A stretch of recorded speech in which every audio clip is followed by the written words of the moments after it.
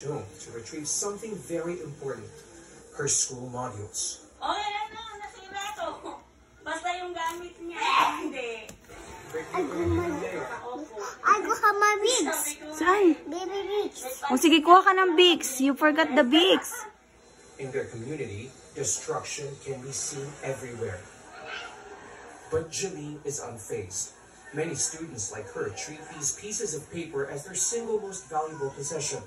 Dito ko po kasi makuha yung pangarap ko. Okay, I'll wait you. But since many displaced residents are Ayan forced po, to stay in evacuation naglilinis po siya ng centers, baby the niya. health department is worried cramped conditions may lead to additional coronavirus infections. We ensure na meron tayong mga safety officers sa mga evacuation area so that we can be able to ensure na at least minimum health standards will be complied with. At Ayun na po siya.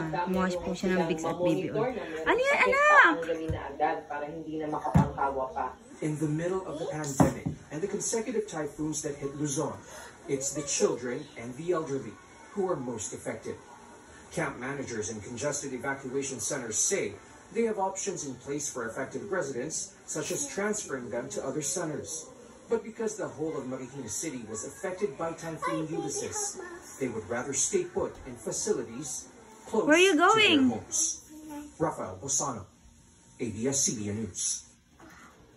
Still in the Philippines, the National Bureau of Investigation urged the public to watch out for scammers. Nakandami naman bulak niyan. Dalawa lang yung ginagamit natin. More from Nico Bawa. Ano dininisin mo dyan?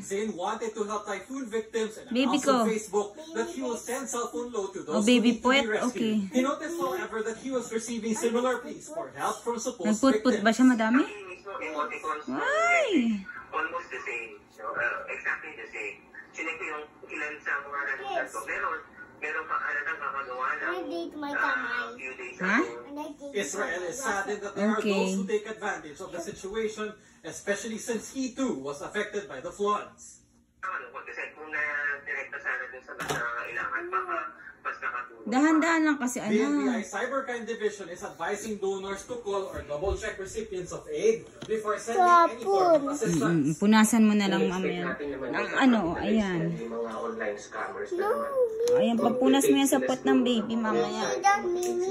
Ah, that's Mimi? Okay. On their Sorry po, madam. to donate to help Where you going? victims ng devastation. Teka lang po. Yun ang gagawin nila. Yung pala sa kanila mapupunta yung mga donations natin. Some po, tinahin protecting po. members of organizations May bulak, or may representatives of lotion, celebrities for collecting donations. may baby Ingat tayo oil. pagka ang platform is social media. Oo. Ang dapat ang presumption natin,